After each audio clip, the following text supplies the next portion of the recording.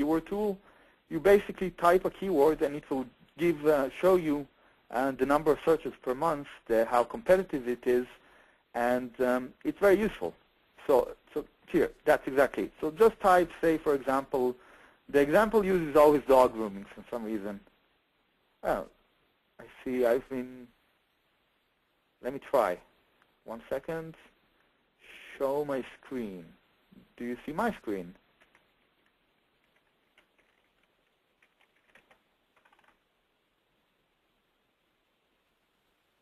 Do you get my screen?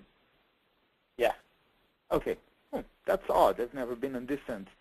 Google keyword tool. So I'm typing with one hand, so forgive me. So suppose I'll search for dog grooming, which is somehow the example always given everywhere. I don't know why. Probably it's a big profession. Yeah, I know, but every webinar, every book I read, it always. So you can use it, and you see. So it comes up with suggestions, and it says, as you can see, do you see my cursor as well? Or yeah. Let me try. Okay.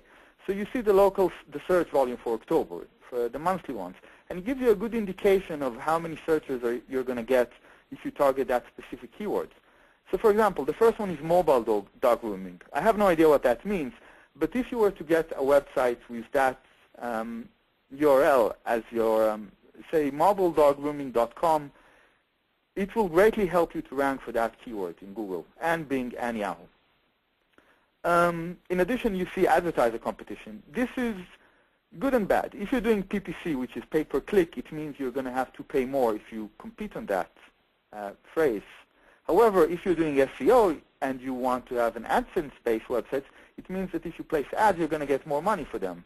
So based on that, I think there's actually yeah, you can see even so it says $79 for mobile dog grooming. As far as I know, this is what Google actually charges for PPC. So if you have AdSense, you'll get about a third of that. But still, 50 cents per click, they accumulate, and it's not bad. It's really not a bad phrase to be focused on. So the Google keyword research tool is one of the best tools, and it's free. There's also some paid tools. One of my favorites is WordTracker, which actually, well, I don't use it now, but it's a very, very good tool. It shows you long-tail keywords. In case you're not familiar, long-tail is more specific. So you see here dog grooming courses. Long-tail could be, how do I find long-tail courses? And you could literally take that sentence and incorporate it into a title of an article, and it will make an impact because titles really are important in terms of SEO. Okay, so I think that's a good point to stop with this question. So what's next? So SEO, the other question was, what is SEO? SEO is simply search engine optimization. It means that you optimize your website so that they will better rank. So to an extent, Google doesn't like that. I use Google because they're kind of the king of search engines, and they dictate the tone. But to an extent, everyone optimized. They just don't want it to be too optimized. And in the past, before my time, I know it was very easy to cheat Google in that sense. But now it's getting harder and harder, and as a result, they keep penalizing you for things sometimes which are not fair. I mean, I've been getting Google slapped sometimes for really no reason. Like, for example, one way to get your site ranked is using social media sites. So, for example, Digg. If you create links using Digg, using StumbleUpon, using Propeller, all these build links. However, you need to do it slowly. If you do it too much, then Google will penalize you. And it's happened to me multiple times. Now I just do it not as often. So I see if I can bring up Jane B. Real Estate. So Be Real.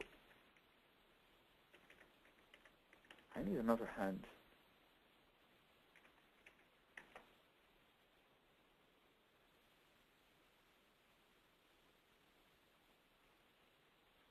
So this is probably not WordPress, I'm guessing. He's a real estate agent, obviously. Okay, so I want to talk more about penalizing. So I haven't made a list of what is considered bad, but you have to be, there are many, many things that could cause you to be penalizing Google. Off the top of my head, I would say one thing is keyword stuffing. I mean, you need to use the keywords you want to rank for, but don't overdo it. And it's kind of tricky. I mean, it also depends on the length of the document. A second thing is duplicate content. If you have the exact same page, you will be penalized. I mean, Google is very, very good at that. Even partially duplicate content, the more unique it is, the better it is in terms of SEO. So PLR is good, but if 500 people, I'm not going to show an example, but if you search for certain terms, you can see found 10 examples, and Google has omitted 500 more. So you don't want to be one of those 500 that was omitted. So ideally, everything is unique, but one good way is to get a PLR document and just rephrase it. So I see Darren is saying. What about using the site that's here? Is there any recommendations? I think that's.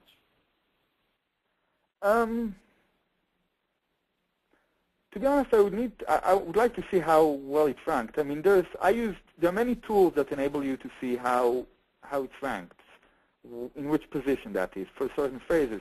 So my favorite is Market Samurai. It's very, very good. You just type a list of keywords, a list of websites, and it shows you the flaws, where it's ranked. Actually, I can show you. I can try and show you at least. Market Samurai.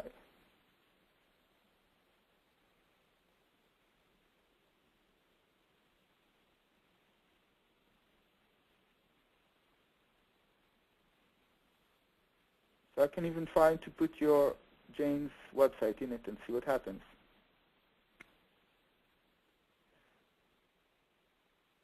So I wonder which phrase Jane is trying to rank for. So I'll just assume realtor. I mean, it's probably not that, but because that phrase would be really competitive. Usually, it wouldn't be wise to go after a one keyword, but 2 or 3 keywords, because otherwise it's just very competitive. So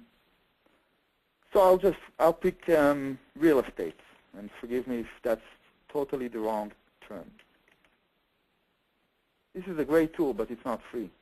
But it's not too expensive either, so you could check Rank Checker. For example, I assume you can still see my screen, even though it's not a browser. So it looks okay. Oh, yeah, I need to add a domain. Okay. So basically, I'm now checking for the top 100 results for Jane's website. It checks backlink counts, it checks many things, and it doesn't find it in the top 100. So you could do SEO competition. It will show you the top 10 results for that phrase. You have to be a bit careful with that because it could irritate Google. So as you can see, real estate, usually in this tool, red means bad, yellow means okay, and green means something you can improve on. As you can see, the top 10 for the phrase real estate are very, very, very competitive. BLP stands for backlink pointing at the page, BLD backlinks pointing at the domain, and there's like hundreds of thousands of links. These would be impossible to beat. I mean, I wouldn't even try. Also, it shows the page rank, which is Google's indication of importance. Even though lately it's of lesser, it doesn't matter so much. You can still beat a site even if it's not highly ranked in this respect. It shows you domain age, which matters a lot. The older the domain, the more credit it gets from Google's eyes. And also the sandbox effect, which I won't go through that, but oftentimes sites, particularly in competitive niches, for the first 1 to 3, 4 months, they get penalized for no reason. I was told that this happens so Google can combat spammers. I'm not entirely how effective is that, but it's very frustrating. You have a site, it does very well in rankings, and then suddenly it vanishes only to reemerge after 4 months. And it just happens. I mean, it's It's almost like a law of nature. You have to expect that when you build a new site. So one way to combat that is to just either wait it or buy domains which are not new, which you can do. There's also lots of other things. For example, if you have the title, the keyword in the title, it makes a difference. So as you can see, that this tool shows you if the keyword is in the URL, it makes a difference. If the keyword is in the meta description or in the headline, all these make a big difference in terms of SEO. And this tool really helps you just find that. And I once did a check for one of my own websites, and the only negative was that I didn't use the keyword in description. So I jumped from number 5 to number 3 in like 2 days or a few days. And it does. It makes a big difference. Okay. So I think that's what I have to talk about this subject. I mean, I don't want to completely dominate it. So what's next? Oh, great. That's perfect. Were there any questions and answers that Udi can address before we switch to Larry about affiliate marketing? I see there's okay, hold on. Udi, there is a question from Lisa Blacker asking if this is Google's way of maintaining their dominance. In what sense, dominance? I mean, I wish I could hear Lisa. I think she's referring to in relation to Bing or Yahoo. Well, it's true for all sites, for all search engines. They just work slightly differently. I think Google is more strict. So, yeah, I would say so. Particularly, well, it's not so much for SEO, but in terms of PPC, there's been massive waves of banning in terms of Google. And I think their rationale is that they're trying to raise the quality of the people who do this, and it's also going to affect SEO.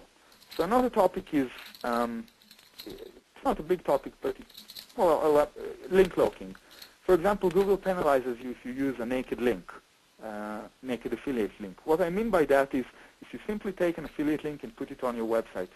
Personally, I have not really felt it.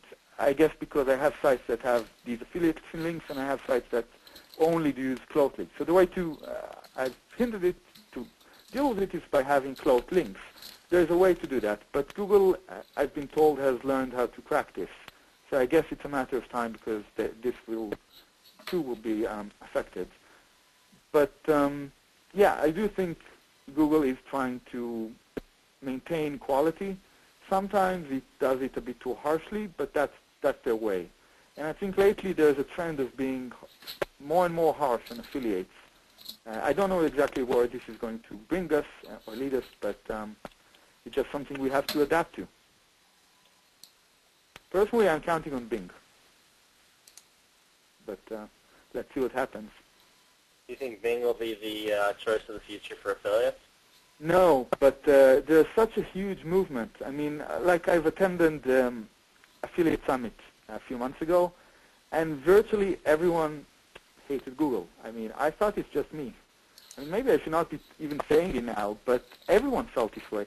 There's even Frank Kern, a known guru. I think he released a product called Screw Google, because there's just sometimes they're just too harsh. I understand their perspective, and I understand what they're trying to do, but and it's also likely that if Bing is more successful, that they will go in that direction as well. But sometimes it just feels unfair, at least from the affiliate perspective. So yeah, my answer is yes, in a very, very long way. Okay. Larry, are you on the line now? I sure am. Beautiful, Larry. We're handing complete control over to you right now.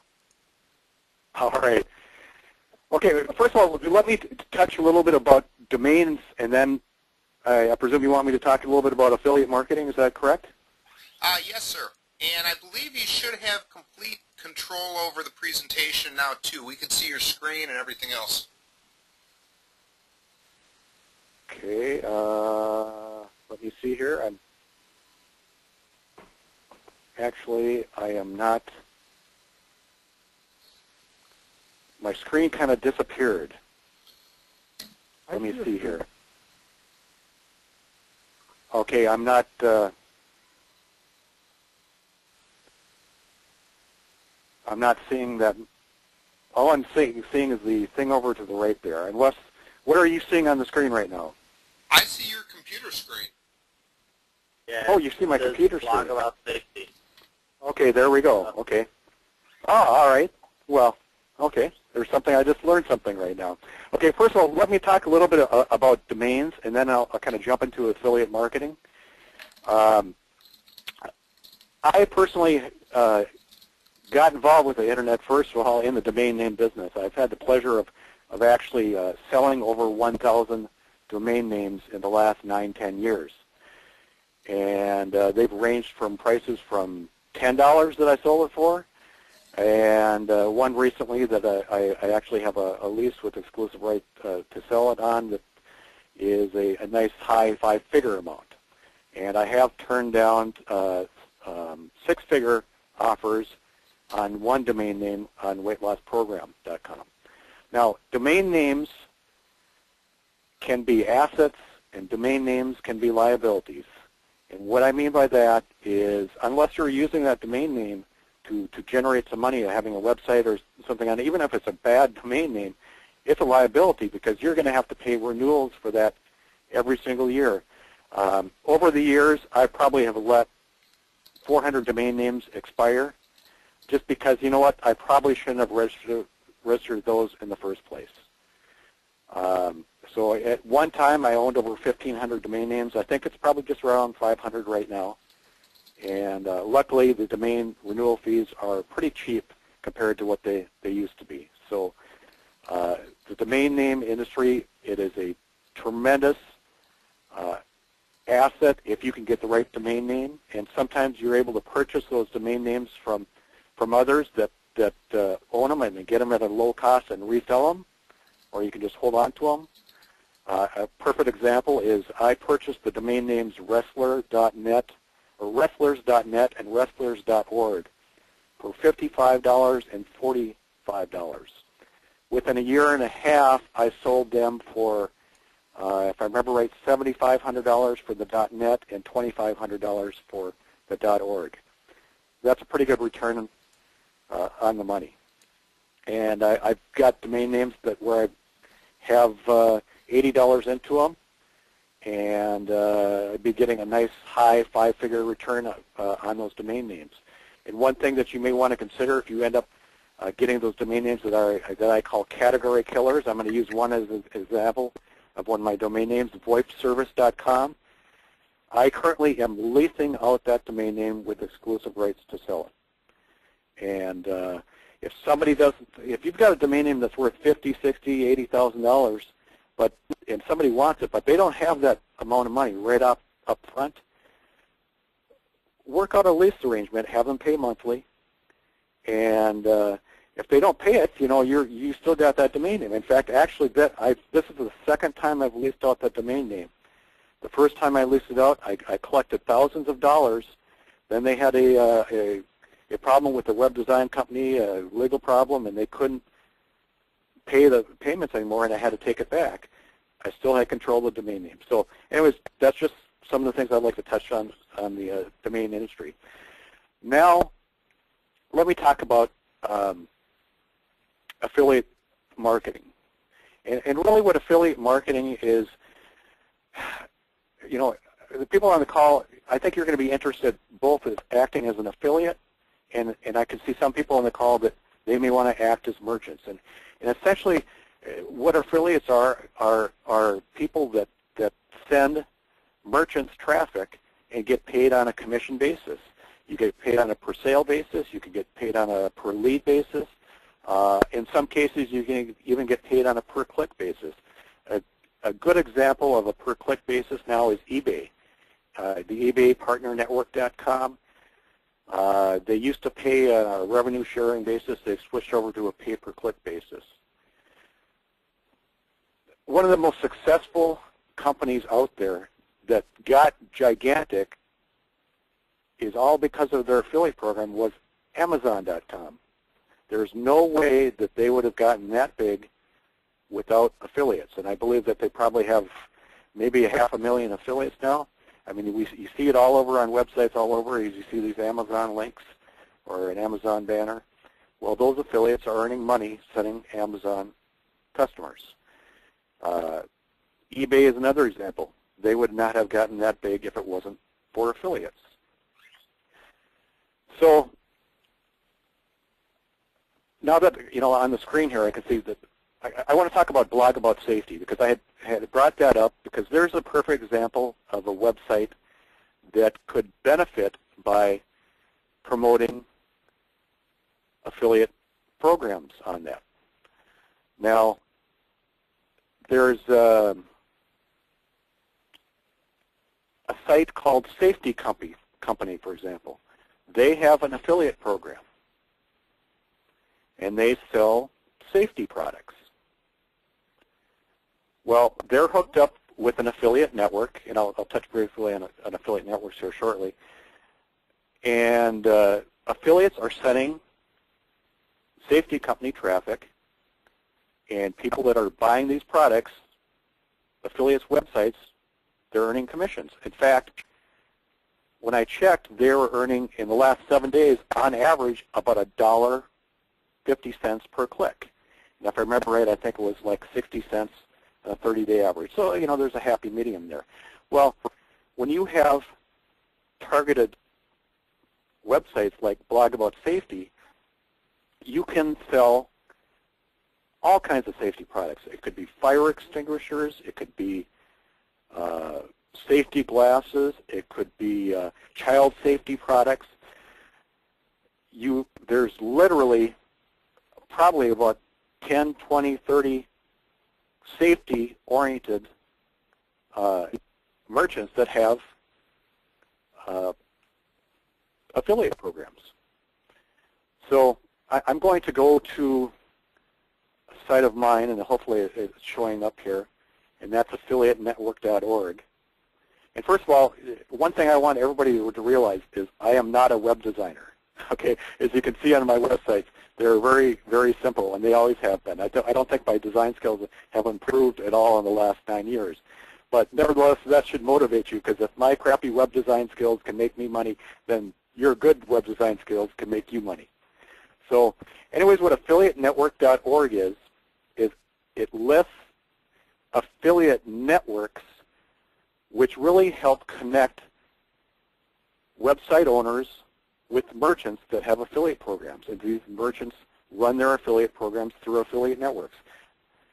A lot of times there will be independent affiliate programs out there. A lot of affiliates prefer just dealing with affiliate networks. Now, if you go down there, you can see that there are probably, I may have like about 20 different, let me see here,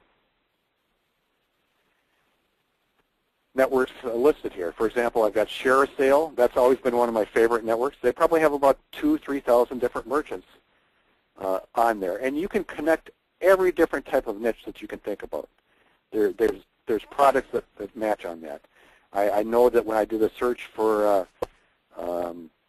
safety products, if I remember right, I think there was about 15 or so that popped up. ShareASale is one of my favorites. There's Commission Junction. That's one of the largest affiliate networks out there. And it just goes on and on. There's large variety of affiliate networks. And sometimes merchants will work with 2 or 3 different affiliate networks. And I also think it's important when you are acting as an affiliate to be connected with all these different affiliate networks that you can, because often certain merchants will pay out a higher commission or a higher per lead basis with different networks. So it's good to compare the different networks out there. Now, there's also individual affiliate programs that you can connect up with merchants on, and a lot of times you'll see those out there. You really got to do a lot of Google searches in the search engines to find those and out there. And again, a lot of affiliates will shy away from those. Sometimes I have, because it can be frustrating. I have 2 merchants that I literally have to request commissions from every 2-3 months. because they run individual affiliate programs, and I make a couple $100 from each of them per month, and that's kind of frustrating. If they're dealing with a network, you really don't have to worry about it.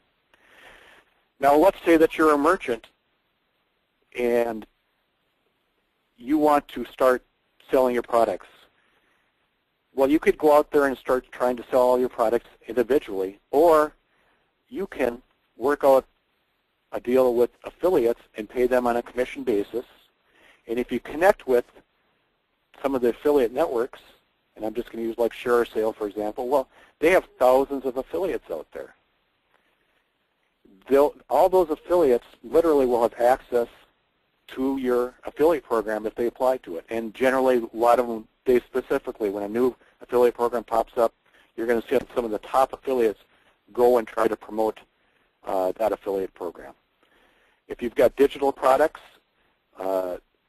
one of the best and the most popular one out there is ClickBank.com. And they have, I know they have tens and thousands of affiliates. And so if you've got software programs, membership type sites, I really feel ClickBank is the one to go with on there. So, anyways, that's some of the basics on affiliate programs. There are people that I know of that are affiliate marketers that literally make 5 figures a day. There are affiliates that make 7 figures a year. So it can be a very profitable situation, and the key is to doing it to your niche. On Blog About Safety, get hooked up with affiliate programs that are selling that niche. And with that, I think I'll go back to Darren. Larry, thank you so much. That was some awesome information, and actually, I think it's neat. It actually applied directly into Chris's site. We're unfortunately running out of time, and I want to make sure if there are any Q&A from people that we can have. And I also wanted to, let me make sure there's nothing super private here. Okay.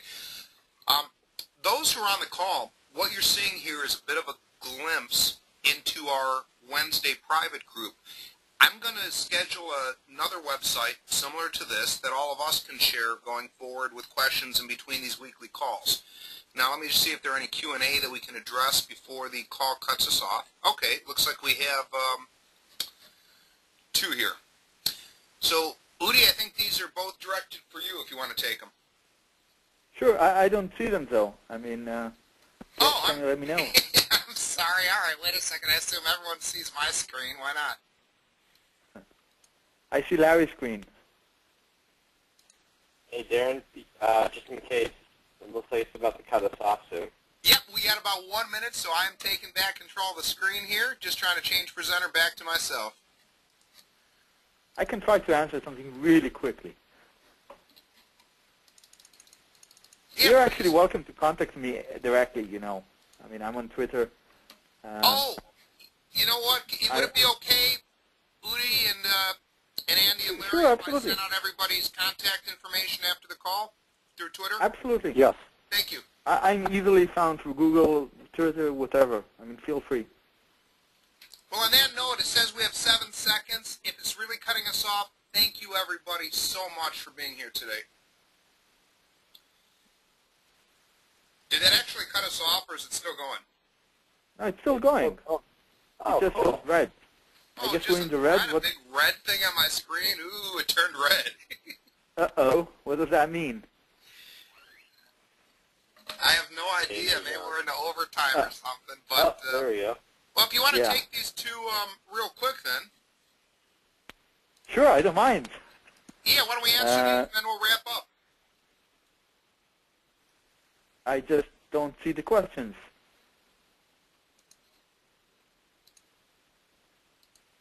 Can you, I don't know, type them? Yeah, it was from... Please define positive, negative links. I'm not entirely sure what you mean. I mean, negative links in the sense that they will harm you? If that's what you mean, then I know that someone defined SEO as like neighborhoods. you don't want to be associated with bad neighborhoods. But it's not so simple. Like if you have a lot of adult websites linking to your domain, then it's going to be bad. But I think the likelihood of that happening is, it's never happened to me. I mean, why would it happen? People don't normally do that. So most links are going to be helpful. You just need to make sure not to overdo them. So if you're, there's another thing. Google hates paid links. The fact is many people do buy links using software, but and it's a fact of life in SEO. I mean, many people do it. You just don't want to be, in a sense, caught, even though Google is pretty smart about this. So I'm not saying this is a negative link. You just have to be careful about this. The second thing is suggesting keyword domains. Everything. I mean, there's actually a tool I've always been wanting to try, and I never actually found the time. It's called Micro-Niche Finder.